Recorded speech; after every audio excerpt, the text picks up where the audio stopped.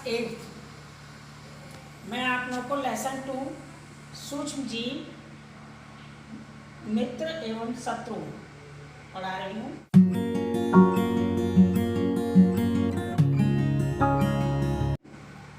सूक्ष्म जीव किसे कहते हैं कि वे जीव जिन्हें हम अपनी आंखों से नहीं देख सकते,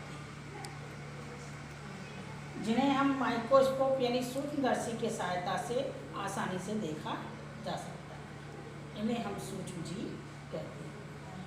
ये सूक्ष्म जीव 4 प्रकार के होते हैं। नंबर 1 प्रोटोजोआ, विषाणु, जीवाणु, जुखाम, इन्फ्लुएंजा। ये सभी जो रोग होते हैं वो विषाणु के द्वारा फैलने वाले रोग हैं।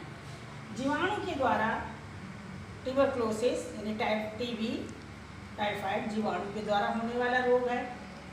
और प्रोटोजोआ के द्वारा मलेरिया और अतिसार, कवक जनित रोग, ब्रेड बग। तो ये सूक्ष्म जीवाणु जो होते हैं ये हमें अपनी आंखों से दिखाई नहीं देते हैं और हमें अनेकों प्रकार से रोगग्रस्त कर देते हैं। इसके बारे में इसका डायग्राम ड्रॉ करने हैं। जैसे क्षणनुमा जीवाणु बना हुआ है, ये विषाणु का डायग्राम है और ये क्लेमाइडोसोमनास का। तो बच्चों आप भी अपनी बुक में से इन डायग्रामों को ड्रॉ करिए। अनियमित होता है प्रोटोजोआ संघ में ये पाया जाता है। इससे अनेकों प्रकार जल के साथ यदि पी लेने से हमें अमीबी पेचिस हो जाती है। यूग्लिना ये भी एक कोशिकीय जीव है।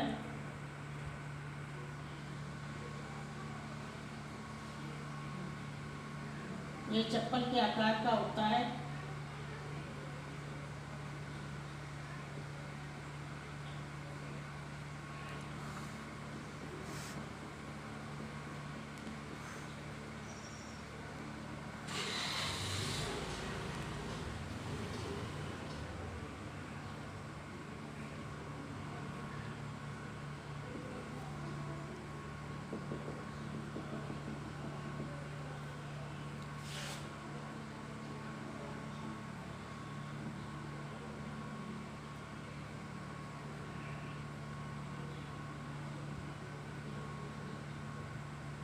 ये सूक्ष्म जीव कहाँ से आते हैं? सूक्ष्म जीव क्या है?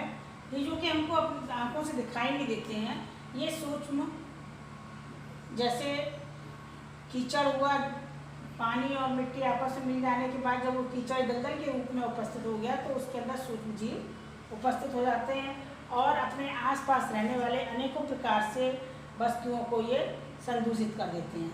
ये सूक्ष्म जीव हमको दिखाई नहीं देते, लेकिन हमारे आसपास पाने पे हमें अनेकों प्रकार से रोगग्रस्त कर देते हैं।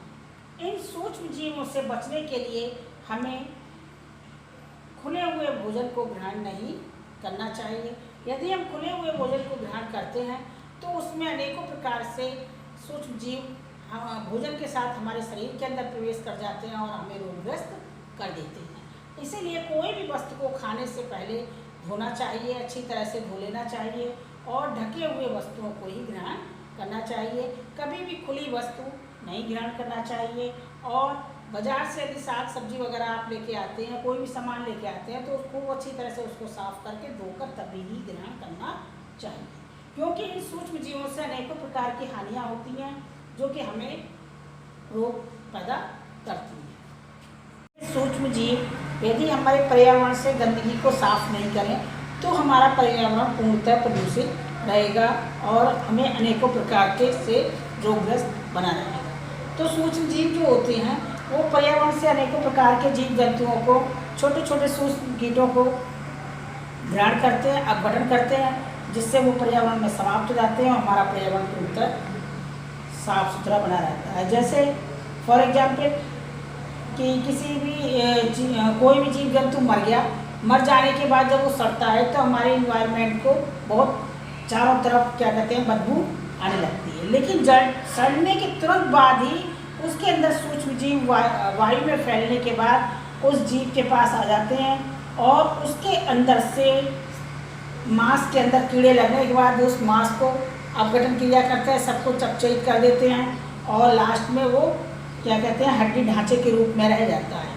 तो सूक्ष्म जीव इस तरह से हमारे पर्यावरण को शुद्ध करने के लिए लाभदायक होते हैं।